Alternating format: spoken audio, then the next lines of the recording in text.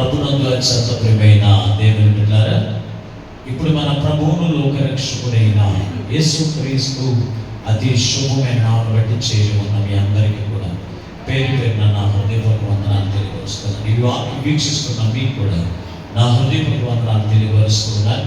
దేవుని యొక్క మహాత్మలో మరొక పర్యాయము దేవుని యొక్క సన్నిధిలోనికి నడిపించబడి దేవుని సూచించే గొప్ప వాక్యమును, దేవునితో సహవాసము చేసే కృపను ఆ పరిశుద్ధాత్మ దేవుడు మరొకసారి మనందరికి ఇచ్చినందుకు మనం ఎంతగానో ప్రభువును బట్టి స్తుతించబద్ధులమై ఉన్నాం. ఏదేమైనప్పటికీ ఈనాటి దేవుని యొక్క వాక్య భాగముగా పరిశుద్ధ గ్రంథముల నుండి ఒక మాట మీకు జ్ఞాపకం చేయడానికి నేను ఇష్టపడుతున్నానండి. యోహాను రాసినటువంటి ప్రకటన గ్రంథము 2వ అధ్యాయం 21వ వచనాన్ని దేవుని యొక్క వాక్యముగా మనం నేర్చుకుందాం. ప్రకటన గ్రంథము 2వ అధ్యాయము 21వ వచనాన్ని నాటి దేవుని యొక్క వాక్యముగా మనము నేర్చుకుందాం. మారు మనసు పొందుటకు నేను దానికి సమయం ఇచ్చింది, కానీ అది తన జారత్వము విడిచిపెట్టి మారు మనసు పొందనల్లదు. చిన్ని ప్రార్థన చేసుకుని వాక్యాన్ని నేర్చుకుందాం. మహోన్నతులను మహాకరుడైన మా ప్రియ పరలోకపు తండ్రి, నీకు పరిశుద్ధమైన ఘనమైన అతి శ్రేష్టమైన నామమునికి మీకు వందనాలు స్తోత్రాలు చెల్లిస్తూ ఉన్నాం. ఎంతవరకు చక్కని పాటల ద్వారా, స్తుతి ఆరాధన ద్వారా, వాక్యము ద్వారా నీ నామములకు మహిమ తెచ్చుకున్నందుకు మీకు వందనాలు స్తోత్రాలు. కొద్ది సమయం నీ విలువైన వాక్యములు ధ్యానము చేస్తూ ఉండగా చేరి ఉన్న ఈ మాటలు వింటున్న ప్రతి ఒక్కరిని మీరు చూస్తున్నారు తండ్రి. మా అందరికీ చిక్కుములు ఏ వాక్యాహారం అవసరమైనదో మీ పక్షముగా నిలబడి దాసుని ప్రభుని ఆత్మతో నింపి నీ దాసుని నోట నీ మాటలు వచ్చి మాతో సూటిగా మాట్లాడుచుండగా వినగలుగుచ్చివి, గ్రహించగల మనస్సు, లోబడి అనుసరించి నడిచే మనసు మాకు అందరికీ దయచేయమని మా ప్రభువును లోకరక్షకుడైన యేసు నుండి ప్రార్థించి వేడుకొనుచున్నాము పరమ తండ్రి. ఆమేన్. దేవునికి స్తోత్రం. హల్లెలూయా, హల్లెలూయా. మాట అంతలేదు, చేతులు ఎగుతున్నాయి అంతే. హల్లెలూయా, హల్లెలూయా. కొంచెం వచ్చింది మొత్తం కదా. దేవుని బిడ్డలారా, చదవబడిన వాక్య భాగంలో నుండి ఈ రోజున ప్రభు మనతో మాట్లాడుతున్నటువంటి వాక్యపు మాట ఏమయ్యదంటే, మారు మనసు పొందుటకు దేవుడు నీకు అవకాశం ఇచ్చినప్పుడు మారు మనసు పొందుతున్నావా అనే మాట ద్వారా ఈ రోజున ప్రభు మనతో మాట్లాడుతూ ఉన్నాడు. ఎందుకొరకు ప్రభు మనతో మాట్లాడుతూ ఉన్నాడు అంటే, ఈ రోజున సంఘానికి మారు మనసు ఉండట్లేదండి. ఈ ప్రకటన గ్రంథంలో 7 సంఘాలు ఉన్నాయి. 7 సంఘాల్లో 4వ సంఘమైనటువంటి తుయతైర సంఘమును గురించి ఈ మాట మాట్లాడుతూ ఉన్నాడు. ఈ తుయతైర సంఘము ఎలా ఉందంటే, మంచి క్రియలు కలిగిన సంఘము, మంచి ప్రేమ కలిగిన సంఘము. అయితే ఆ సంఘములకు ఉన్నటువంటి ఒక తత్వం ఏమిటి అంటే, ఆనాడు యెజబెలు యొక్క బోధన బట్టి విగ్రహములు కనిపించిన వాటిని తినవచ్చు అనేది తన యొక్క మాటలో తన యొక్క హృదయంలో పెట్టుకుని విగ్రహములు కనిపించిన వాటిని భుజించే లక్షణమును వారు కలిగి ఉన్నారు.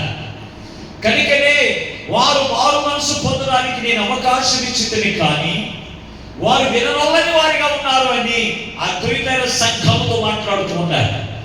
ఈ రోజున సంఘానికి ఎన్ని లక్షణాలు ఉన్నా, ప్రేమ కలిగిన సంఘముగా ఉన్నా, నీతి క్రియలు కలిగిన సంఘముగా ఉన్నా, నీతి ప్రవర్తన కలిగిన సంఘముగా ఉన్నా, ఆ సంఘములో ఏమనకూడదో తెలుసంటే, అపవిత్రమైనవి వారికి జీవితంలో ఉండడానికి వీల్లేదు. అది జారత్వము కావచ్చు, లేకపోతే అపవిత్రమైన వాటిని భుజించే లక్షణము కావచ్చు. వాటిని భుజించే లక్షణం మనకు ఉండకూడదని దేవుడు పెట్టారా? ఈ రోజున దేవుని సన్నిధికి వెళ్తున్న మనము మారు మనసు తగిన జీవితములు కలిగి ఉండాలని దేవుడు మరొక అవకాశాన్ని దేవుడు మనకు కల్పించారు. ఎందుకంటే ఈ లోకంలో మనం చూస్తూ ఉన్నాం, నిన్ను చూసిన వారు ఈ రోజున కనపడతారేనండి. నిన్ను చూసిన వారు ఈ రోజున కనపడతలేదు. ఏ గ్రామంలో చూసినా, ఏ పట్టణంలో చూసినా మరణమును కూర్చోబడుతున్నాము. కానీ దేవుని బిడ్డలారా, ఇది ఎక్కడ చూసిన మరణమే. అయినప్పటికీ ఎందరో గొప్ప భాగ్యవంతులు లోకంలో లేకపోయినా, గొప్ప ధనవంతులు లేకపోయినా, ఈ రోజున దేవుడు మరొక గొప్ప భాగ్యాన్ని దేవుడు మనకి ఎందుకు ఇచ్చాడు తెలుసా? అంటే నువ్వు మారు మనసు పొందుతావని మరొక అవకాశాన్ని దేవుడు మనకు కలిగించాడు. ఎప్పుడు కూడా దేవుడు మన జీవితంలో స్వయంగా మనం చేసిన తప్పిదాలకు, మనం చేసిన పాపల జీవితాలకు శిక్షణ వెంటనే పంపించడండి. తన సేవకులను దేవుడు మనం ఎందుకు పంపించి ఆ సేవకుల ద్వారా మన తప్పుదాలు మనకి జ్ఞాపకం చేస్తూ ఉంటాడు. ఆ ఎప్పుడైతే తన యొక్క మాట ద్వారా దేవుడు మనతో మాట్లాడతాడో, మన యొక్క తప్పుదాలు మనం గుర్తెరిగిన వారై ఉండి మన పాప స్థితిని విడిచిపెట్టి మారు మనసు పొందడానికి దేవుడు నాకు ఒక అవకాశం ఇచ్చాడు. నువ్వేంచాడు తెలుసా? నీ పాప జీవితాన్ని విడిచిపెట్టే వారిగా ఉండాలి. ఎందుకు దేవుడు మరొక అవకాశం ఇచ్చాడు? ఎందరో చనిపోతూ ఉన్నా ఈ రోజున మరొక అవకాశాన్ని దేవుడు మనకి ఎందుకు కలిగించాడు అంటే, పేతురు రాసిన 2వ పత్రిక 3వ అధ్యాయం 9వ వచనంలో అంటాడు కదా, ఇదిగో ఏ ఒక్కరు నశించిపోవుట నాకు ఇష్టం లేదు కనుక ప్రతి వారు కూడా మారు మనసు పొంది దేవుడు ఇచ్చేటువంటి ఇచ్చే జీవానికి వారసులుగా ఉండడానికి ప్రభు అంట దీర్ఘ శాంతము చూపుచున్నాడని అక్కడ వాక్యములు రాయించాడు. దేవుని బిడ్డలారా, ఈ రోజున ప్రభు యొక్క రావడం పెద్ద ఆలస్యం కాదండి.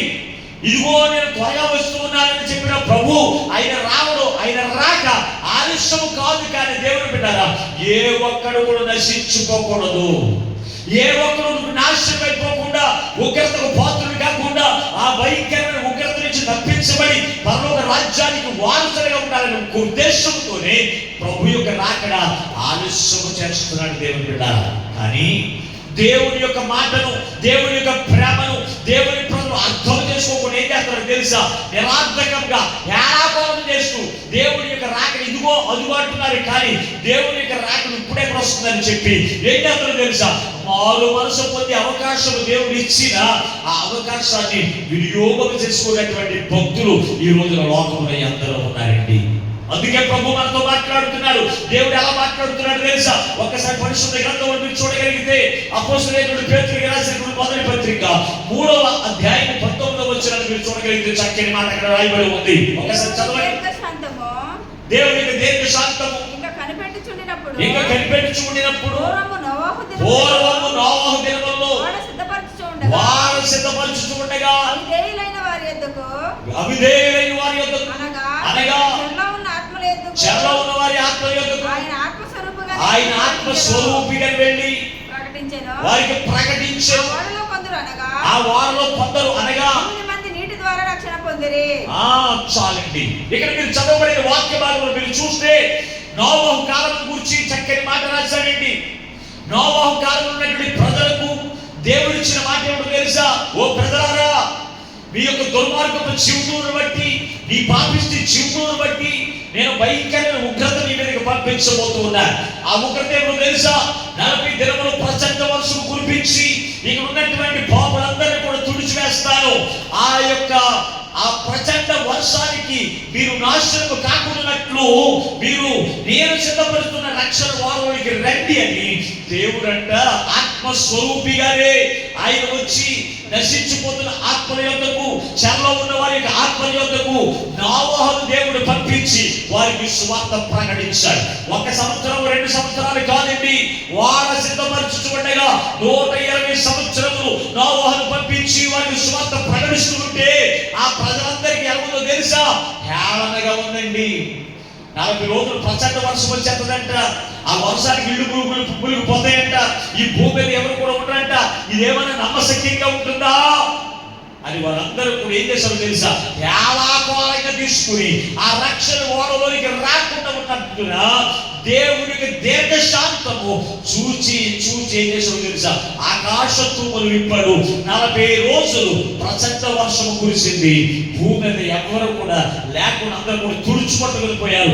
ఎందరైతే ఆ వాడలోనికి నడిపించబడ్డారో వారు మాత్రమే రక్షించబడ్డారు. దేవుని బిడ్డలారా, మారు మనసు పొంది ఆ యొక్క నోవహు చెప్పిన మాటకు అందరికి విధేయత చూపించి ఆ వాడలోకి వచ్చారు. అది మనుషులే కావచ్చు, పశువులే కావచ్చు, జంతువులే కావచ్చు, నేల మీద ప్రాకే ఇదిగో చతుస్రాధిపతి జంతువులు ఏవైతే ఉన్నాయో ఆ వాడలోకి మార్గంలోకి నడిపించబడినవన్నీ కూడా రక్షించబడ్డాయి. ఈ రోజున దేవుని బిడ్డలారా, ప్రభువుకి మనతో మాట్లాడుతున్నాడు కదా, తన సేవకుల ద్వారా దేవుని యొక్క వాక్యమును యొక్కకు పంపించి, అమ్మలారా అయ్యలారా, రక్షణలోనికి వారిలోనికి మీరు రండి, యేసుక్రీస్తు అనే రక్షణ వారిలోనికి మీరు వస్తే ఆ భయంకరమైన ఉగ్రత నుంచి మీరు తప్పించబడతారు, లేకపోతే ఆ భయంకరమైన ఉగ్రత రాబోతుందో లోకం మీదకి, ఆ ఉగ్రత మీరు పాలైపోతారని చెప్పి ఎంత చెప్పి ఈ రోజున దేవుని ప్రజలైన వారికి మారు మనసు లేదండి. మారు మనసు లేదు. దేవునికి సన్నిధికి వెళ్తున్నారు కానీ, దేవునికి సంఘ బిడ్డలుగా చలామణి అవుతున్నారు కానీ, మారు మనసు లేని జీవితమును దేవుడు ఈ రోజున మనుషులకు కలిగి ఉంటున్నాడు. అందుకే ఈ రోజున ప్రభు మనతో మాట్లాడుతున్నాడు కదా, నేను దానికి మారు మనసు పొందుటకు అవకాశం ఇచ్చింది కానీ వారు విననొల్లకపోతిరి అన్నాడు దేవుడు. దేవుడు మారు మనసు పొందడానికి ఎటువంటి అవకాశాలు ఇస్తున్నాడు మనకి అనేది ఈ రోజున ఒక్క 3 విషయాలు ఈ రోజున దేవుని యొక్క వాక్యముల నుంచి మనము ధ్యానం చేద్దాము. దేవుని బిడ్డలారా, పరిశుద్ధ గ్రంథం నుంచి మొట్టమొదటి ఆమోసు గ్రంథము 4వ అధ్యాయము 6వ వచనాన్ని ఒకసారి చదువుకుందాం. ఈ ఆమోసు గ్రంథాన్ని మీరు చేతపట్టుకుని ఉండండి. అక్కడి నుంచి మీకు 3 విషయాలు కూడా ఈ 4వ అధ్యాయం 6వ వచనం నుండి 11 వరకు ఉన్నటువంటి వాక్య భాగంలో ఒక 3 విషయాలు నేను సమయానుకూలంగా మీకు నేను బోధించి నేను వాక్యాన్ని ముగిస్తాను.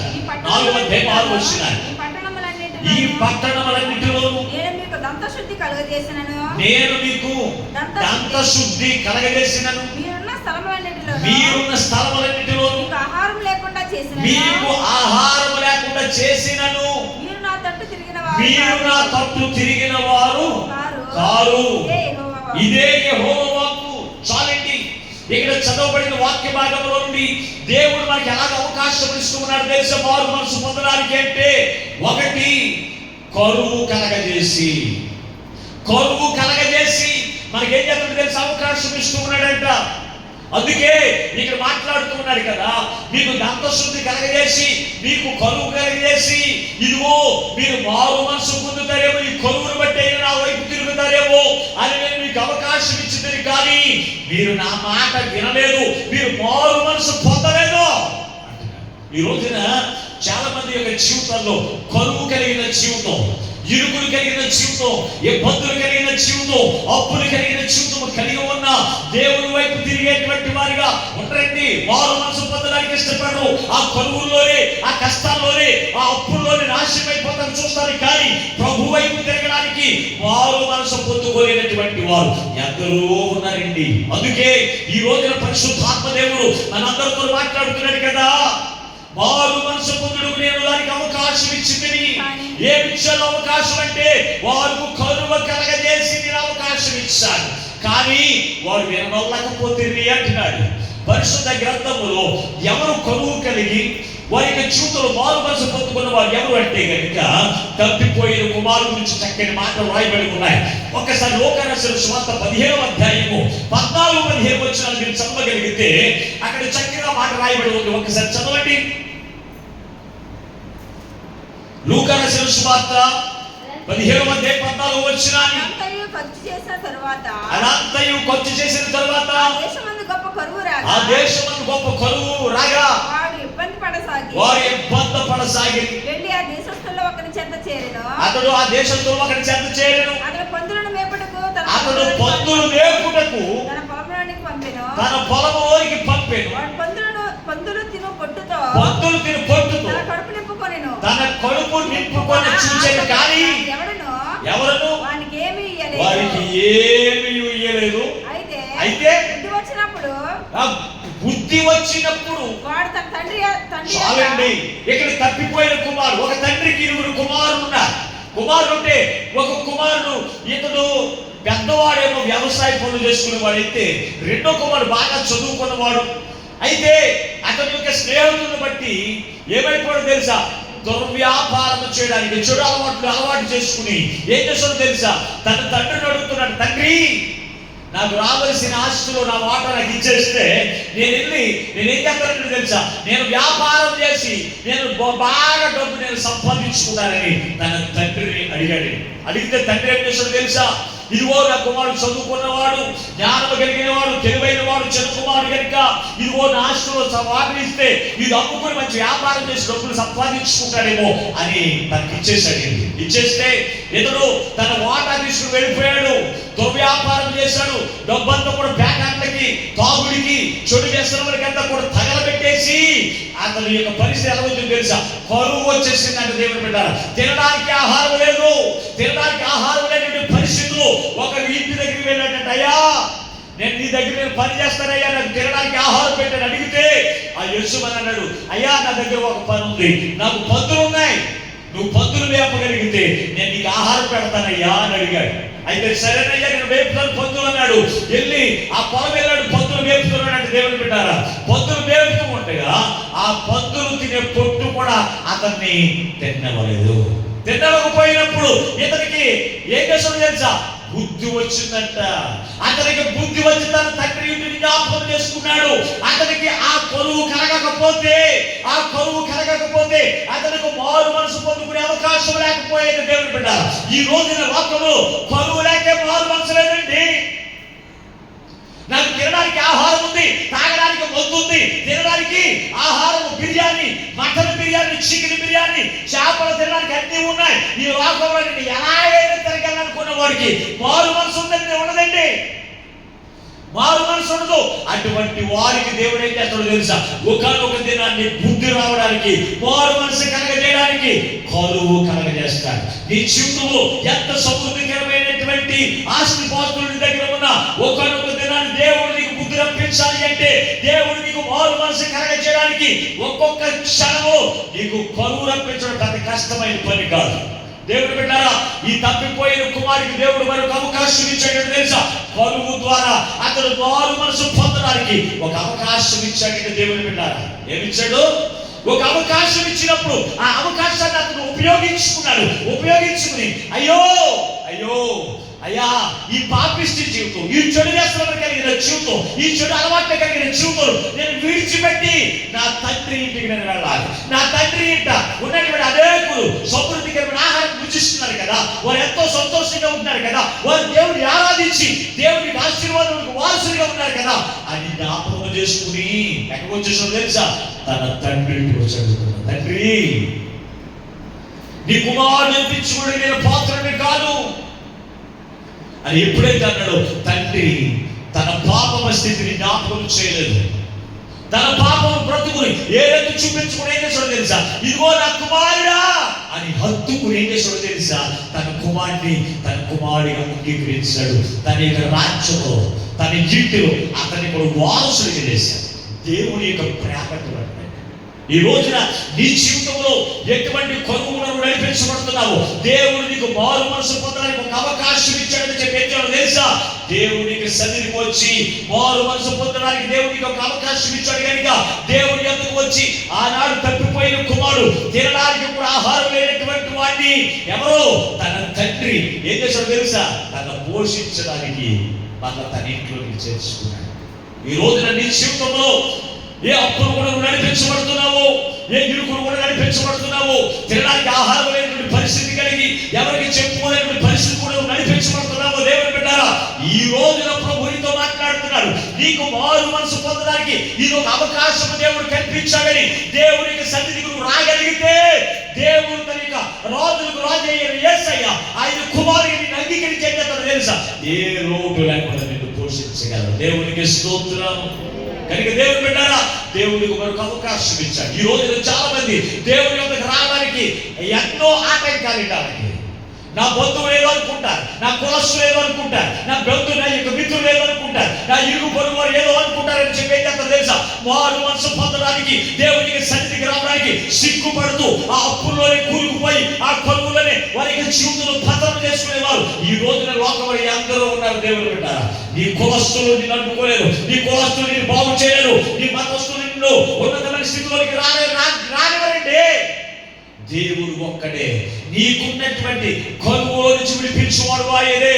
నీ యొక్క జీవితంలో ఆర్థిక పరిస్థితుల నుంచి విడిపించే దేవుడు ఒక ఉన్నతమైన శిఖరానికి ఇచ్చాడు. రాజ్యంలో సర్వ సమృద్ధికరమైన జీవితంతో నిన్ను ఆనందింప చేయవాడు ఆయనే. కనుక నీకు మారు మనసు పొందడానికి ఈ రోజు దేవుడు అవకాశం ఇచ్చాడు.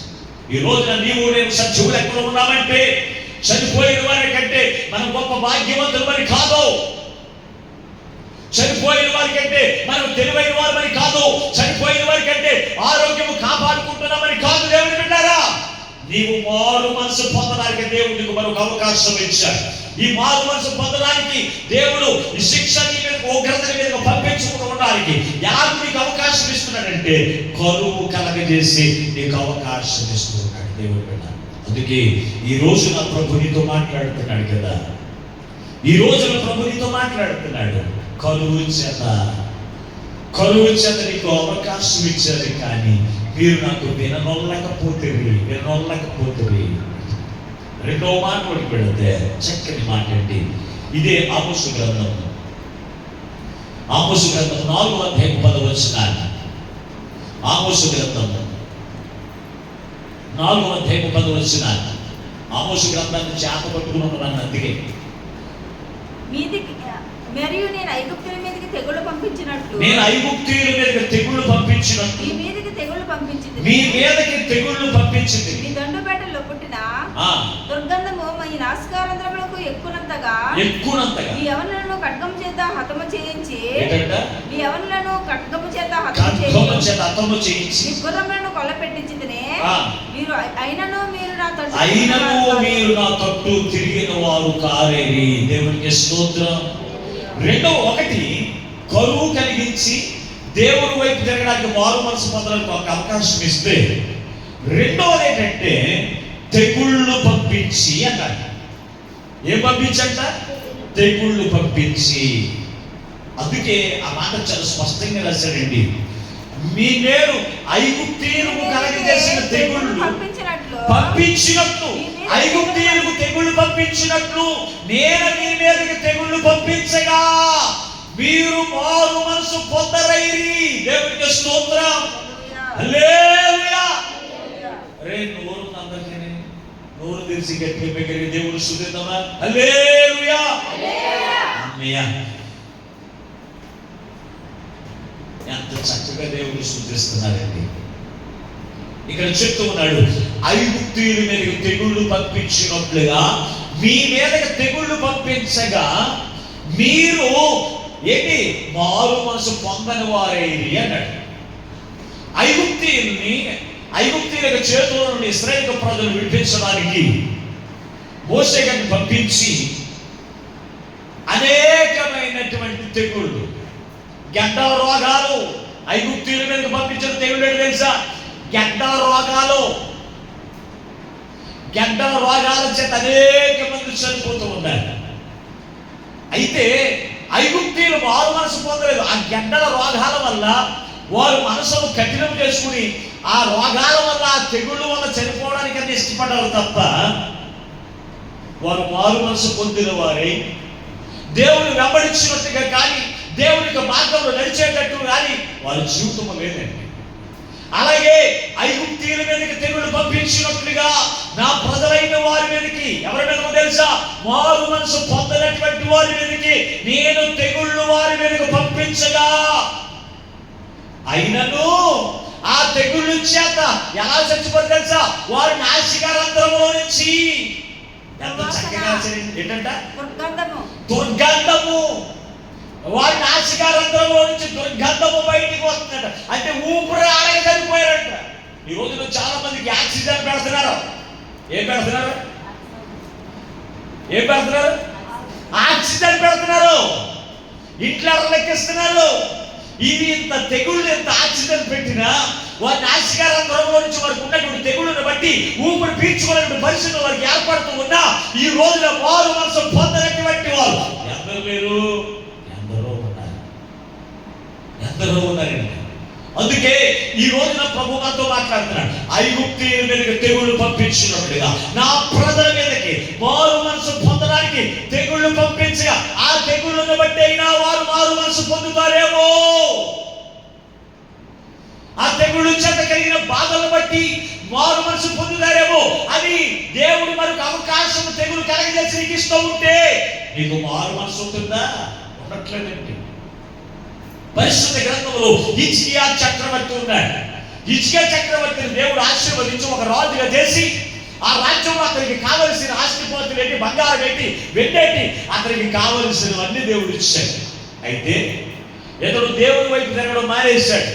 దేవుడి వైపు తిరగడం మానేసి లోకంలో ఉన్న వాటి వైపు తిరుగుతూ తన యొక్క జీవితాన్ని వ్యర్థంగా ఉచ్చరిస్తూ ఉన్నటువంటి సమయంలో దేవుడు అతని మీదకి తెగులు పంపించాడండి. ఎవరు పంపించారు? యెషయా ప్రవక్తను పంపించి అతనితో చెప్పు, హిజ్కియా, మరణకరమైన రోగం నీ మీదకి వచ్చింది, మరణకరమైన రోగం నీ మీదకి వచ్చింది కనుక నీ ఇల్లు చక్కబెట్టుకో అని చెబితే వెంటనే అతడు జ్ఞాపకం చేసుకుంటే తెలుసా, వారు మనసు. ఇప్పటి వరకు నేను ప్రభు వైపు తిరగకే, ప్రభు వైపు నుంచి నా మొహం నేను పక్కకెట్టుకుని తిరగబట్టే కదా ఈ తెగుళ్ళ మీదకి వచ్చిందని అనుకున్నాడు. అనుకునే తెలుసా, ప్రభు వైపు తిరిగాయా, ఇంతకు ముందు నీ సన్నిధిలో నేను పెరిగాను, నీ మందిరం ఎలా పరిచయం చేశాను, నీ యొక్క మందిరానికి ఎలాగ గుమ్మాలు తలుపులు ఎలాగ పెట్టాను, దయతో ఒక్కసారి జ్ఞాపకం చేసుకోవయ్యా. ఆయన దేవుడి వైపు తిరిగి అతను మారు మనసు పొందిన వాడే దేవుడి యొక్క పాదాలు పట్టుకుంటే ప్రభు ఏం చేశాడు తెలుసా, మరి యెషయా ప్రవక్తను పంపించి నేను అతని తెగులను బాగు చేశాను, అతను తెగులను బాగు చేశాను, 17 సంవత్సరాల ఆయుష్కాలం అతనితో చెప్పన్నాడు. అంతే, మళ్ళీ వచ్చేసాడు. అతని తెగులు మామూలు తెగులు కాదు, క్యాన్సర్ వ్యాధి. హిజ్కియా చక్రవర్తి ఉన్నటువంటి వ్యాధి ఏంటో తెలుసా, ఆ మరణకరమైన రోగం ఏంటో తెలుసా, ఆ మరణకరమైన రోగము అది ఏంటో తెలుసా, క్యాన్సర్. క్యాన్సర్కి మందు ఉందండి? ఇప్పుడు క్యాన్సర్కి మందు ఉందా? క్యాన్సర్కి మందు లేదండి. వాళ్ళు ఎన్నో ప్రయత్నాలు చేస్తారు, ఆ ప్రయత్నాల్లో ఇప్పుడు ఏమైపోతుంది, విఫలత అయిపోతుంది. రోగాల మీద తెగుళ్ళ మీద అధికారం కలిగిన వాడు ఎవరు తెలుసా, ఒక యేసుక్రీస్తు ప్రభువారే. ప్రకటన గ్రంథంలో చాలా స్పష్టంగా రాశారు. చదవండి ఒకసారి, ప్రకటన గ్రంథం 14వ వచ్చినాన్ని. ప్రకటన గ్రంథము 16వ చదవండి, మన్నించండి. కాగా మనుషులు తీవ్రమైన వేడిమితో కాలిపోయి, ఏంటంట? కాగా మనుషులు తీవ్రమైన వేడిమితో కాలిపోయి తెగుళ్ళ మీద అధికారము గల దేవుని నామమును దూషించిన కానీ ఆయనను మహిమపరిచినట్లు వారు మారు మనసు పొందిన వారు కారు. దేవునికి స్తోత్రం. తెగుళ్ళు ఏంటంటే తెగుళ్ళ మీద అధికారం కలిగిన వాడు ఎవరు తెలుసా, ఒక యేసుక్రీస్తు ప్రభువారే. ఒక తెగుళ్ళ నుంచి నువ్వు బాగుపడ్డావంటే అది నిన్ను స్వస్థపరిచిన మనుషులు కాదు, డాక్టర్లు కాదు. నువ్వు కోట్ల రూపాయలు పట్టుకుని వెళ్ళినా డాక్టర్ వల్ల కాదండి. ఎటువంటి మరణకరమైన రోగమైనా బాగు చేయగలిగిన సామర్థ్యం కలిగిన వాడు ఎవరు తెలుసా, మనము కలిగి ఉన్న యేసయ్య. ఆ తెగుళ్ళను బట్టి నువ్వు మారు మనసు పొంది ప్రభు వైపు తిరుగుతావేమని ఆ తెగుళ్ళ మీదకు పంపిస్తే ఆ తెగుళ్ళను బట్టి నాశనమైపోవడానికి నువ్వు చూస్తున్నావు తప్ప ఏం చేయలేదంట, దేవుడిని దూషించేవారు ఉంటున్నావు తప్ప ప్రభు వైపు తిరిగిన వారు కారేరి అన్నాడు అక్కడ. అందుకే ఈ రోజున చాలా మంది నువ్వు బాప్తిసం తీసుకున్నంత మాత్రాన నువ్వు దేవుని బిడ్డవు కాదు, ప్రభు యొక్క బల్లాలను తీసుకున్నంత మాత్రాన దేవునికి కుమార్తెలు కాదు, కుమారుడు కాదు. నీకు ఉండవలసిందే తెలుసా, మారు మనసు. నీ పాప జీవితంలో విడిచిపెట్టి క్రీస్తుకు కలిగిన మనసు కలిగి ఉండడమే మారు మనసు. ఆ మనసు రోజున దేవుని ప్రజల్లో కనబడతలేదు కనుకనే అగ్ని నేత్రములు కలిగిన ప్రభు ఆయన చూచి ఈ రోజున ప్రభు మనతో మాట్లాడుతున్నాడండి. ఈ రోజున ప్రభు మనతో మాట్లాడుతున్నాడు. అగ్ని నేత్రములు కలిగిన వాడు ఆయనకి మరుగైనది ఏది లేదు. ఎవరు మారు మనసు పొందారు, ఎవరికి మారు మనసు లేదు, ఎవరు పాపిష్టి జీవితంలో కలిగి ఉన్నారు, ఎవరు పాపం జీవితంలో లేని వారిగా ఉన్నారు, అన్ని చూస్తున్నాడండి ఆయన. అన్ని చూస్తూ ఆయన తన యొక్క వాక్యం ద్వారా ప్రభు మనతో మాట్లాడుతున్నాడు. పరిశుద్ధ గ్రంథంలో ఒక కుమారుడు ఉన్నాడు, పక్షవాయువు కలిగిన వాడు. ఏంటో తెలుసా, అతనికి జీవితంలో ఎక్కడికో తిరిగాడు, ఎందరో వైద్యం దగ్గరికి వెళ్ళాడు, ఎక్కడికి స్వస్థత దొరకలేదు. అప్పుడు ఎవరి దగ్గరికి వచ్చాడు తెలుసా, ప్రభు ఎందుకు వచ్చాడు, ప్రభు ఎందుకు వచ్చాయా, నన్ను శుద్ధిగా చేయవా. అప్పుడు ప్రభు ఏమన్నాడు తెలుసా, నీ పాపములు క్షమించబడని. ఏమన్నాడు తెలుసా, నీ పాపం ఇతనిగా పక్షవాయువు దేశం ప్రభు వారి దగ్గరికి వస్తే ప్రభు ఏమంటాడు తెలుసా? నీ పాపములు క్షమించబడి ఉన్నాయి కనుక నువ్వు శుద్ధుడు కమ్ము అని అతను చెప్పాడు. అంటే అతనికి జీవితంలో మారు మనసు అక్కడికి వచ్చేసింది. ప్రభు యొక్కకు వచ్చాడు. ఏ డాక్టర్ వల్ల సాధ్యము కాలేదు, ఒక యేసుక్రీస్తు ప్రభు వారి వల్ల మాత్రమే అతని జీవితంలో స్వస్థత కలిగింది. కానీ మందిరాన్ని బట్టి స్వస్థత లేదండి. దేని బట్టి స్వస్థత లేదు? చాలా మంది మా మందిరంలోనే స్వస్థత, మా పేరు కలిగిన మందిరంలోనే స్వస్థత, మా పేరు కలిగిన మందిరాల్లోనే అద్భుతాలు, ఇటువంటి పనికి మారిన బోధకులు ఈ రోజున లోకంలో ఎందరో ఎక్కువైపోయారు. కనుకనే ఈ రోజున ప్రభు మనతో మాట్లాడుతున్నాడు. ఇదిగో మందిరాన్ని బట్టి స్వస్థత కాదు, కానీ దేవుని బిడ్డలారా నీ మారు మనసును బట్టి నీకు స్వస్థత వస్తుంది. యేసుక్రీస్తు ప్రభు వారి ద్వారా నువ్వు స్వస్థత పొందుకునే వారిగా ఉండాలి అంటే దేవుడు నీకు మారు మనసు పొందడానికి తెగులు కలగజేసి ఆ తెగులను బట్టి అయినా నువ్వు ప్రభు యొక్క తిరుగుతావేమో, ప్రభుని ఆశ్రయిస్తావేమో అని మారు మనసు నిమిత్తము దేవుడు నీకు తెగులు పంపిస్తే ఆ తెగులను బట్టి అయినా ప్రభు యొక్క నడిపించబడతావేమో అని దేవుడు నీకు ఒక అవకాశం ఇస్తూ ఉంటే ఆ తెగులు చేత చనిపోవడానికి ఇష్టపడుతున్నారండి. ఆ తెగులు చేత వచ్చిందిరా తెగులు, ఆ తెగులు చేత చచ్చిపోతానన్నా అంటున్నారు తప్ప ఆ తెగులు బట్టి అయినా ప్రభు యొక్కకు వచ్చి ప్రభు ఇచ్చిన స్వస్థత పొందుకోవడం ఒకటే కాదు, ప్రభు ఇచ్చే రాజ్యానికి వారసులుగా ఉండాలనేటువంటి జ్ఞానము లేనటువంటి హృదయము కఠిన హృదయములు కలిగిన వారు ఈ రోజున లోకంలో ఎందరో ఉన్నారు. అందుకే ఈ రోజున ప్రభు మనతో మాట్లాడుతున్నాడు కదా, తెగుళ్ళు మీద అధికారము కలిగిన వాడు, ఆ తెగుళ్ళు చేత అనేక మంది చనిపోయినా ఈ రోజున నిన్ను సజీవ లెక్కలో ఉంచాడు. కదా కారణం తెలుసా? నీకు మారు మనసు పొందడానికి దేవుడు మనకు అవకాశం ఇచ్చాడు. అవునా లేదా? తెగుడు వల్ల ఎంతమంది చనిపోలేదు? తాగుడు వల్ల కానీ, లేకపోతే కిడ్నీల వల్ల కానీ, లేకపోతే వారి యొక్క జీవితంలో ఉన్న తెగుళ్ళను బట్టి ఎంతమంది చనిపోలేదండి? ఎంతమంది చనిపోయినా ఈ రోజు నిన్ను సజీవ లెక్కలో ప్రభు ఎందుకు ఇచ్చాడు తెలుసా? ప్రభు ఎందుకు ఉంచాడో తెలుసా? దేవుని బిడ్డారా ఆలోచన కలిగి ఉండండి. నువ్వు మారు మనసు పొందడానికి దేవుడు మరొక అవకాశం ఇచ్చాడు. ఈ అవకాశాన్ని నువ్వు వినియోగించగలిగితే దేవునికి దీవునికి ఒకటే కాదు, పరలోక రాజ్యానికి కూడా నువ్వు వారసురాలు అవుతావు. అంతేకాని దేవుడు ఆ తెగులు చేత నిన్ను చంపేయడానికి తెగులు నీ మీదకు పంపించలేదండి. ఆ వ్యాధులు నీ మీదకు పంపించలేదు. ఆ తెగులను బట్టి దేవుని వైపు తిరుగుతావేమో, మారు మనసు పొందిన జీవితం జీవిస్తావేమో అనే దేవునికి మరొక అవకాశం ఇచ్చాడు. ఈ రోజున దేవుని బిడ్డలారా ఆ తెగుల నుంచి నిన్ను బాగు చేసి నీకు ఆరోగ్యం ఇచ్చి మరలా నిన్ను తిరిగేటప్పుడు చేస్తే నువ్వు మరలా వీధిలాంటి తిరిగి నీ పాపిస్తే జీవితంలో జీవించి నరకానికి పాత్రుడైపోతావని దేవుడు నిన్ను ఆ తెగుల నుంచి నిన్ను విడిపించలేదా? నువ్వు ప్రభు వైపు తిరుగుతావేమో. హిజ్కియా రాజు ప్రభు వైపు తిరిగి ఎలాగైతే గోజాడి, అయ్యా నిన్ను విడిచిపెట్టి తిరగడం వల్ల ఈ తెగులు చేత నేను బాధించబడ్డాను అని ఎలాగైతే అడిగాడు. పరిశుద్ధ గ్రంథంలో ఆశా రాజు అనే రాజు ఉన్నాడు. అతనికి జీవితం దేవుడు రాజుగా చేసి యూదా వారి మీద రాజుగా పెట్టి అతనికి జీవితం ఒక ఆశీర్వాదకరమైన జీవితం ఇస్తే అతడు దేవుడి వైపు తిరగడం మానేశాడు, దేవుని ఆశ్రయించడం మానేశాడు, దేవుని మార్గంలో జీవించడం మానేసి అతని ఇష్టానుసారంగా జీవితం ఉంటే అతను ప్రభు వైపు తిరుగుతాడేమో అని ప్రభు ఏం చేసాడో తెలుసా? అతనికి కూడా మరణకరమైన తెగులు కాలులో పుండు పుట్టించాడంట. ఆ పుండు బట్టేనా ప్రభు వైపు తిరుగుతాడేమో అని. కానీ ప్రభు వైపు తిరిగిన వాడు కాదు కనుక ఆ తెగులు చేత అతను చనిపోయాడు. అతనికి అవకాశం ఇచ్చాడు.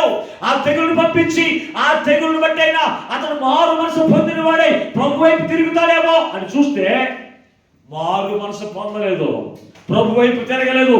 ఆ తెగులు చేతే చనిపోయాడు. మా తెగుళ్ళ మీద అధికారము కలిగిన ప్రభు వైపు తిరిగే లక్షణం అతనికి లేదా? అటువంటి జీవితం ఈ రోజున ఎందరో ఆ తెగుళ్ళు చేతన చనిపోతున్నారు. అంతే, ఆ తెగుళ్ళ చేత చనిపోతున్నారు. కానీ ఆ తెగుళ్ళ చేత ఆ భయంకరమైన ఉగ్రత దినానికి పాత్రులైపోతున్నారు. కానీ ఆ తెగుళ్ళు చేతనైనా ప్రభు వైపు తిరిగి ఈ లోక స్వస్థతను పొందుకుని దేవుని యొక్క నిత్య రాజ్యానికి వారసులుగా ఉండడానికి, ఆ భయంకరమైన ఉగ్రత నుంచి తప్పించబడడానికి తన కఠినమైన మనసును మార్చుకోలేనటువంటి వారు ఈ రోజు అందరూ ఉన్నారు. అందుకే ఈ రోజున ప్రభు మనతో మాట్లాడుతున్నాడు కదా. మూడవ మాటగా చివరిగా మూడవ మాటగా మరొక మాట మీకు జ్ఞాపకం చేస్తున్నాను. ఇదే ఆమోసు గ్రంథము 4వ అధ్యాయము 11వ వచనం. ఆమోసు గ్రంథము 4వ అధ్యాయము దేవుడు 11వ వచనం. దేవుడు సొదొమ గొమొర్రాలను బోర్లదోసి నాశనము చేయనట్లు నేను మీలో కొందరిని నాశనము చేయగా మీరు మంటలో నుండి తీయబడిన కొరువులైనట్టు తప్పించుకుంటిరి. అయినను మీరు నా తట్టు తిరిగిన వారు కారు. దేవునికి స్తోత్రం. ఇక్కడ చూడండి, ఒకటి కరువు చేత దేవుడు మరొక అవకాశం, కరువును పంపించి మరొక అవకాశం ఇస్తే, రెండవది తెగుళ్ళు పంపించి మరొక అవకాశం ఇచ్చారు. మూడవది ఏంటి తెలుసా? వ్యభిచారము నుంచి నిన్ను విడిపించి ఏం చేస్తున్నాడు? మరొక అవకాశం నీకు ఇస్తున్నాడు. వ్యభిచారం అనే మనసు నుంచి విడిపించబడి ప్రభు వైపు తిరుగుతావేమని మరొక అవకాశం ఇచ్చాడు. ఇక్కడ మీరు చదవబడిన వాక్య భాగంలో చూస్తే సొదొమ గొమొర్రా పట్టణమును గురించి రాయబడి ఉంది. సొదొమ గొమొర్రా పట్టణాన్ని ప్రభు అంట బోర్లబోసి ఏం చేశాడంట? అగ్ని గంధకముల చేత కాల్చివేశాడు. దేవుని బిడ్డ, ఎందుకు కాల్చివేశాడు? అయితే అగ్నిలో నుంచి తీయబడినట్లుగా కొందరు తప్పించబడ్డారు అన్నాడు. ఎవరో తప్పించబడ్డారో తెలుసా? లోతు యొక్క కుటుంబం. లోతు యొక్క కుటుంబం మాత్రమే తప్పించబడింది. గల కారణం తెలుసా? సొదొమ గొమొర్రా పట్టణాన్ని ఆయన అగ్ని కురిపించి వారిని నాశనం చేయడానికి గల కారణం తెలుసా? సొదొమ గొమొర్రా పట్టణస్తులు వారికి జీవితం ఎలా ఉండేదో తెలుసా? ఒక్కసారి యోధా పత్రిక 1వ అధ్యాయం 7వ వచనం చదువుకుందాం. యోధా పత్రిక 1వ అధ్యాయం 7వ వచనం త్వరగా. ఆ ప్రకారముగానే సొదొమ గొమొర్రాలను ఆ చుట్టుపట్ల ఉన్నటువంటి పట్టణములను ఏంటంట? వీరి వలనే వ్యభిచారం చేయొచ్చు. ఏంటంట? పర శరీరానుసారులుగా నిత్య అగ్ని దండన. చాలండి. ఈ సొదొమ గొమొర్రా పట్టణాన్ని ఆ నిత్య అగ్ని చేత ఎల్లప్పుడు కారే అగ్ని గంధకముల వర్షం చేత వారిని కాల్చివేయడానికి గల కారణం తెలుసా? వారు ఎటువంటి వారు ఉన్నారు తెలుసా? జారత్వం అంటే వ్యభిచారులుగా ఉన్నారని రాయబడి ఉంది అక్కడ. వ్యభిచారులుగా ఉన్నారు. ఎక్కడి నుంచో తెలుసా? బాల్యము పిల్లల మొదలుకొని, చిన్న పిల్లల మొదలుకొని వృద్ధుల వరకు కామాంధులై వారు దేవదూతలు కూడా పాడు చేయడానికి రెడీ అయిపోయారు. అంత వ్యభిచారులు ఉంటారు. అక్కడ ఏం రాశారు తెలుసా? పర శరీరులను కోరుకునేవారు అన్నాడు. పర శరీరులు అంటే ఏంటి? సొంత శరీరులు అంటే ఎవరు? తన భర్తకు తన భార్య సొంత శరీరం అయితే తన భార్యకు తన భర్త సొంత శరీరము. ఇప్పుడు భర్త ఎవరిని కోరుకోవాలి? తన సొంత భార్యను కోరుకోవాలి. భార్య ఎవరిని కోరుకోవాలి? తన భర్తను కోరుకోవాలి. దేవుని బిడ్డ, పర శరీరాలను కోరుకోకూడదు. ఎదుటి వారి యొక్క భార్యలను, ఎదుటి వారి యొక్క భర్తలను కోరుకునేవారు ఎవరో తెలుసా? సొదొమ గొమొర్రా పట్టణస్తులు. దేవునికి స్తోత్రం. ఈ రోజున మందిరానికి వెళ్తున్నారు అంతే. దేవుని యొక్క మందిరానికి వెళ్తున్నారు, కానీ ఎలాగుంటున్నారు తెలుసా? జారత్వం విడిచిపెట్టట్లేదు. పర పురుషులైన వారిని కోరుకుంటున్నారు. పర స్త్రీలను కోరుకుని ఏం చేస్తున్నారు తెలుసా? వారితో జారత్వం చేస్తున్నటువంటి వారికి దేవుడు మరొక అవకాశం ఇచ్చారు, కానీ వారు ఏం చేయలేదు? మారు మనసు పొందిన వారు కారు అంటున్నాడు. ఈ రోజున మందిరానికి వెళ్ళే వారికి అటువంటి మనసు లేదా? అపోస్తలుడైన పౌలు కొరింథీయులకు రాసిన 1వ పత్రిక 5వ అధ్యాయం 1వ వచనాన్ని ఒకసారి చదవండి. కొరింథీయులకు రాసిన 1వ పత్రిక 5వ అధ్యాయం 1వ వచనాన్ని.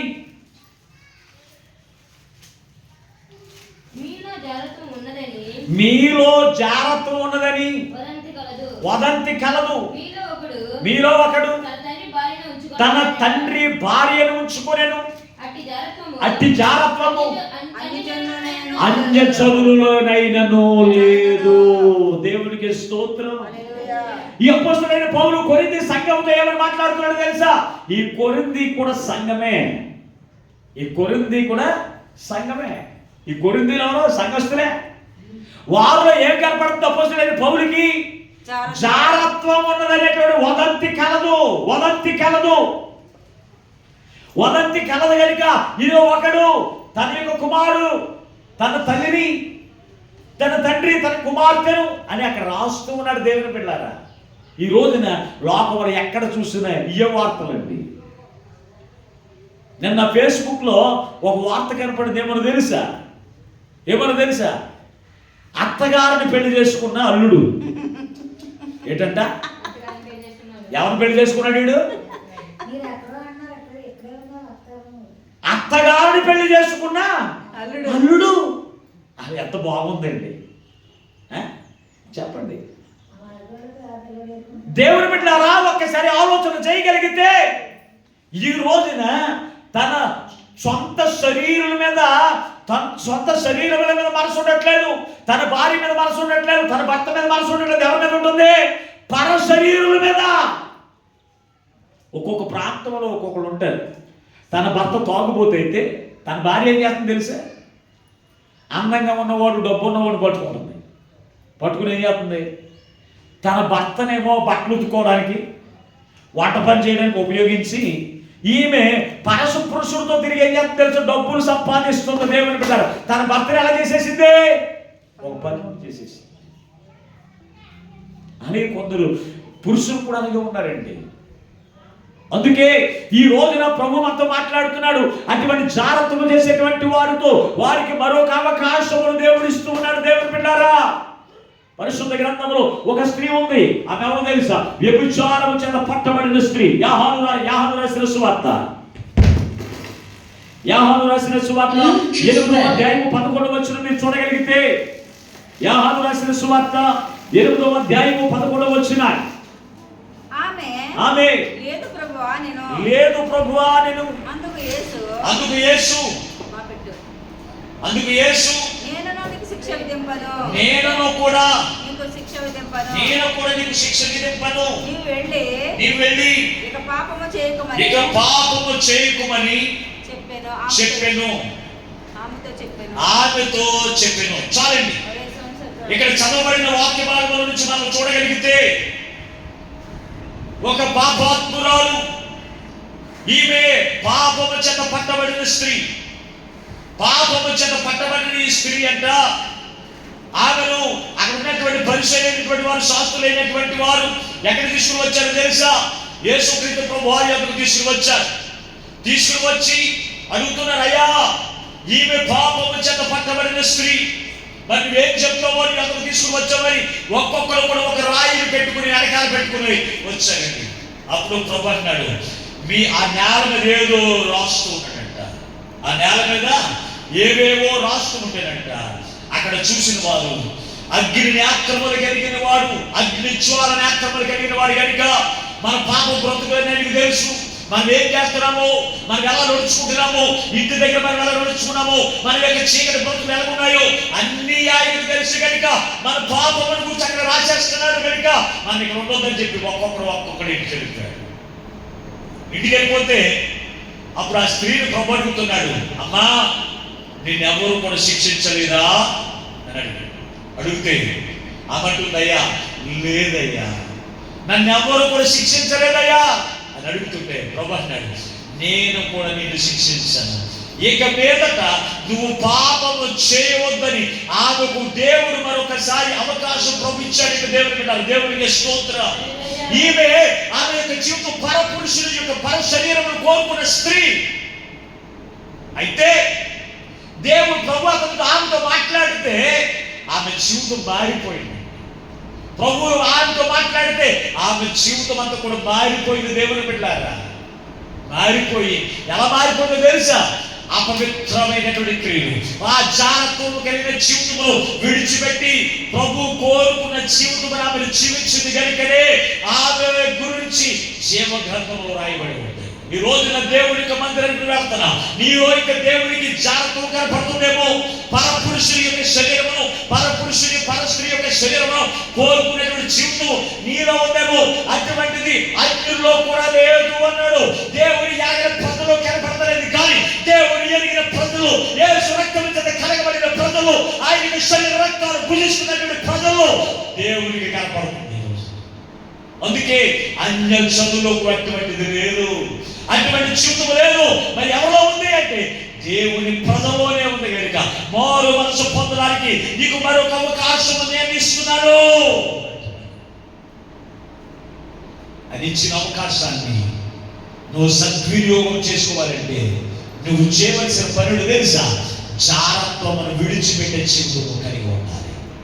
వ్యభిచారమును విడిచిపెట్టిన జీవితంలో నువ్వు కలిగి ఉన్నప్పుడు మాత్రమే ఈ లోకంలో దేవునికరమైన జీవితములకు నిత్య జీవములకు వారసుకున్నటువంటి జీవితం కలిగి ఉంటావు. దేవుని బిడ్డ ఇస్కరియోతు యోధాకి మరొక అవకాశం ఇచ్చారు. ఏమిటో తెలుసా? ఇస్కరియోతు యోధాకి డబ్బు పిచ్చి. ఏం పిచ్చేది? డబ్బు అంటే బాగా పిచ్చి. అందుకే కానుకల సంచి ఎవరికి ఇచ్చాడు? కానుకల సంచి ఎవరికి ఇచ్చాడు? యేసుక్రీస్తు ప్రభువారు అతనికి ఇచ్చాడు. దాన్ని బట్టి అయినా ఆ ధనం మీద ఉన్న మనసు పోయి దేవుని మీద తనకు మనసు ఉంటుందని అతనికి ఒక అవకాశం ఇచ్చాడు.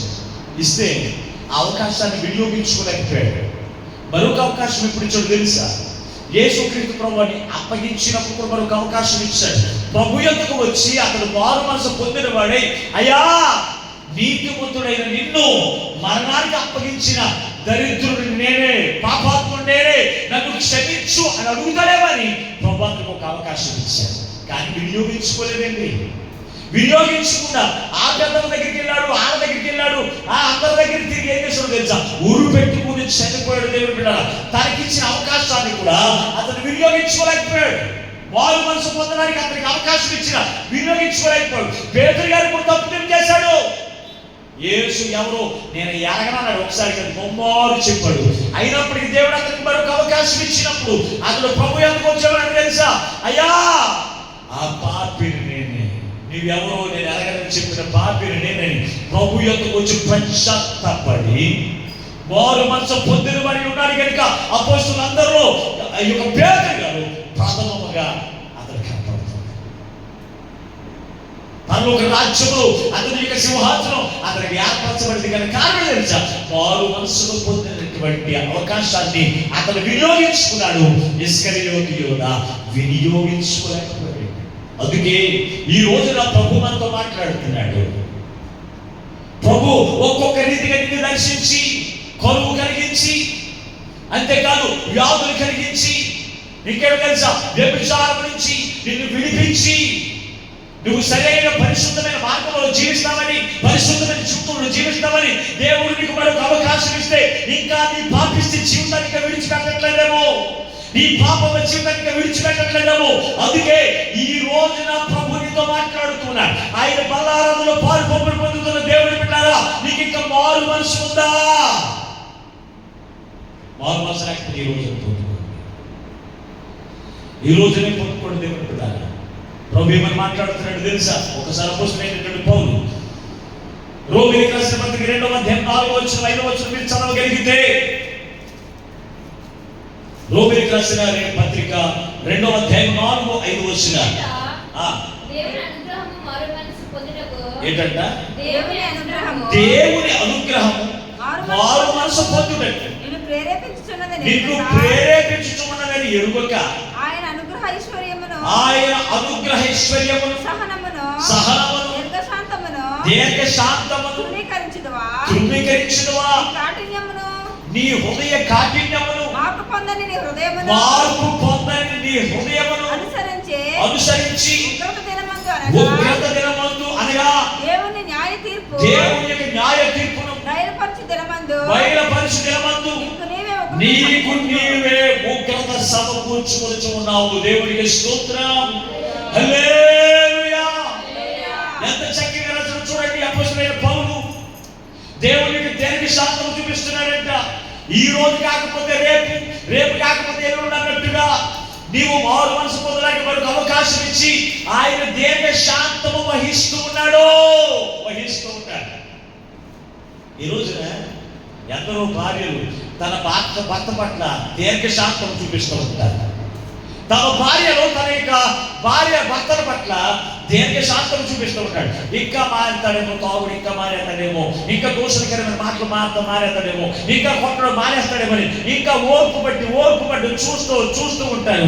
చూసి కొంతకాలం ఆ శాంతమతం అయిపోయిన తర్వాత ఇంకా సహించడానికి ఏం చేస్తారు? కొడవలు పట్టుకుని పీకి నరికేయడం, ఇంకా కులుగులేసి చంపేడు, పురుగుల మందు వేసి చంపేడు భర్తనే. మన భర్త అంట తన భార్యను చంపేసి, తన భర్తనే చంపేసి బాత్రూంలో పాతి పెట్టేసిందంట. న్యూస్లో కనపడుతుంది. తన భార్య తన భర్తను చంపేసి బాత్రూంలో పాతి పెట్టేసిందంట. పాతి పెట్టేసి ఎలా యాక్టింగ్ చేస్తా తెలుసా? ఆ తన భర్త చనిపోవడం వల్ల నాకు ఆశ్చర్యంగా వచ్చేసింది అన్నట్టు పడిపోయిందండి. ఎంత యాక్టింగ్ ఉందో చూడండి. గల కారణం ఏంటి? తన భర్త చేసుకున్నటువంటి చారిస్ట్ చేసి మార్పు పొందని జీవితం. తన భార్య పట్ల ప్రేమ చూపిస్తాడేమో, తన భార్యను ప్రేమతో మాట్లాడతాడేమో, తన భర్తతో ప్రేమతో మాట్లాడతాడేమో అని ఎన్నో రోజులు చూసి చూసి సహించలేక ఏం చేస్తుంది తెలుసా? ఒక్క రూపి ఏమైంది? మరి ప్రభు కూడా అంతే. ప్రభు కూడా ఎంతకాలం నేను సహిస్తాడు నీ పాపిష్టి జీవితాన్ని, నీ పాపమ జీవితాన్ని ఎంతకాలం సహిస్తాడు? దేవుడు బిడ్డారా, కరువు పంపించి సహిస్తూ ఉన్నాడు కదా, అయినా లొంగలేదు. తెగులు పంపించి సహిస్తూ ఉన్నాడు కదా, అయినా లొంగలేదు. నీ పాపిష్టి జీవితంలో నుంచి విడిపించి సహిస్తూ ఉన్నాడు కదా, అయినా నువ్వు లొంగకపోతే, నీ హృదయాన్ని కాఠిన్యం చేసుకుంటే, దేవుని యొక్క రాకల్లో ఆయన ఎదురు సమకూర్చబడే దినమందు నీకు నీవే ఉగ్రతను సమకూర్చుకుంటున్నావని నువ్వు ఎరగవా? నీకు నీవే ఏం చేస్తామంట? ఉగ్రతను సమకూర్చు. కనుక దేవుని పెట్టాలి ఎంతవరకు. అందుకే యాహాను ద్వారా ప్రభు మనతో మాట్లాడుతున్నాడు. నీవు మారు మనసు పొందడానికి నేను మరొక అవకాశం ఇచ్చింది, కానీ మీరు మారు మనసు పొందని వారైరి అన్నాడు. అందుకే అంటున్నాడు దేవుని బిడ్డ, ఎంతవరకు నీ జీవితంలో మారు మనసు లేదేమా? మారు మనసు అనగా క్రీస్తుకు కలిగిన మనసు. నీ పాపిష్టి మాటలు, పాపిష్టి క్రియలు, పాపిష్టి జీవితంలో విడిచిపెట్టి క్రీస్తుకు కలిగిన మనసు నీ జీవితంలో కనపడాలి. క్రీస్తుకు కలిగిన మనసు, క్రీస్తుకు కలిగిన జీవితం నీలో ఉన్నప్పుడే అదే మారు మనసు. ఆ మారు మనసును కలిగి ఉంటే ఈ లోకంలో దీవెనకరమైన జీవితంతో కలిసి పరలోక రాజ్యంలో కూడా ఆయనతో కలిసి ఆ గొప్ప విందులో పాల్పొంపులు పొందుతూ నిత్యము ఆయనతో ఆనందించగలుగుతాం. అందుకే యేసుక్రీస్తు ప్రభువారు ఆ భయంకరమైన ఉగ్రత నుంచి తప్పించడానికి యేసుక్రీస్తు ప్రభు నరాలు తిరిగి లోకంలో దిగివచ్చి వేసి, నువ్వు చేసిన ప్రతి పాపములకు ప్రతిగా, నీ పాపిష్టి జీవితంలో ప్రతిగా శిక్షను ఆయన భరించాడు. ఎందుకో తెలుసా? ఆయన కోడ దెబ్బలు తిన్నాడు, ఆయన అవమానించబడి ఎందుకో తెలుసా? నీ పాపిష్టి జీవితాన్ని బట్టి నీవు పొందవలసిన అవమానము ఆయన మొక్కం మీద వేయించుకోవడం ఎందుకో తెలుసా? ఎందుకు సహించాడో తెలుసా? అటువంటి భయంకరమైన ఉగ్రతలోనికి నువ్వు వెళ్ళకుండా ఉండాలి. ఆయన పోలిక కలిగిన నీవే, ఆయన ఆత్మ పొందుకున్న నీవే ఆ ఉగ్రత పాలు కాకుండా పరలోక రాజ్యానికి వారసులుగా ఉండడానికే ఈ రోజున మరొక అవకాశం ఇస్తున్నాడు. మారు మనసు పొందడానికే దేవునికి అవకాశం ఇస్తున్నాడు. మారు మనసు పొందకపోతే ఈ రోజున తీర్మానం చేసుకుంటాడు. ప్రభువా, ఈ రోజున ఎందరో ధనికులు, అన్న చందాలు కలిగిన వారు ఈ లోకంలో లేకపోయినా, అయ్యా నన్ను సజీవుడు ఎక్కడ ఉంచావంటే నేను మారు మనసు పొందడానికి మరొక అవకాశం ఇచ్చామని ఆయన ఆ సంగతి నేను గుర్తెరగక మారు మనసు పొందిన జీవితం కలిగి కఠినమైన మనసును కలిగి నేను జీవిస్తూ ఉన్నాను. కనుకనే ఈ రోజు నీ దాసుల వరకు మాతో మాట్లాడవయ్యా. ఈ రోజు మొదలుకొని అయ్యా నీవు కోరుకున్న మారు మనసు కలిగిన జీవితం నేను జీవించి ఈ లోక సంబంధమైన దీవులతో పరలోక రాజ్యానికి వారసులు ఉండేటువంటి జీవితాన్ని నాకు అనుగ్రహించండి అని ఎందరైతే కోరుకున్నారో అటు వారందరికీ అట్టి కృప పరిశుద్ధాత్మ దేవుడు ఈ మాటలు వింటున్న బిడ్డలందరికీ అనుగ్రహించి ఆయనే మహిమ పొందును గాక. ఆమేన్. ప్రార్థన చేసుకుందాం. తనను వంచండి. ప్రభు మనతో మాట్లాడిన ప్రతి మాట పడి, దేవా ఈరోజు నీవే అయ్యా నీ ఆత్మచేత మాతో మాట్లాడినందుకు నీకు స్తోత్రములయ్యా. అవునయ్యా, తుయితైన సంఘము అయ్యా, తుయితైన సంఘము ఎంతో పరిశుద్ధమైనదిగా కనపడుతుంది, కానీ ఒక తప్పు ఒప్పుకున్నానని తండ్రి ఆ సంఘము ఉన్నటువంటి లోపమును ఎత్తు చూపించినట్లుగా మారు మనసు పొందని జీవితమును మాకు ఎంతో మాకు చూపించావు తండ్రి. చూపించి మనకు అవకాశం ఇచ్చిన తండ్రి నీకు స్తోత్రం అయ్యా. ఆనాడు హిజ్కియా అయ్యా తెగులను బట్టి మారు మనసు పొందిన జీవితంలో కలిగి ఉన్నాడయ్యా. అయ్యా ఆశరాజు అయితే మారు మనసు పొందకుండా తన మనసు కఠినం చేసుకుని ఆశ్రమైపోయాడు తెగులు చేత.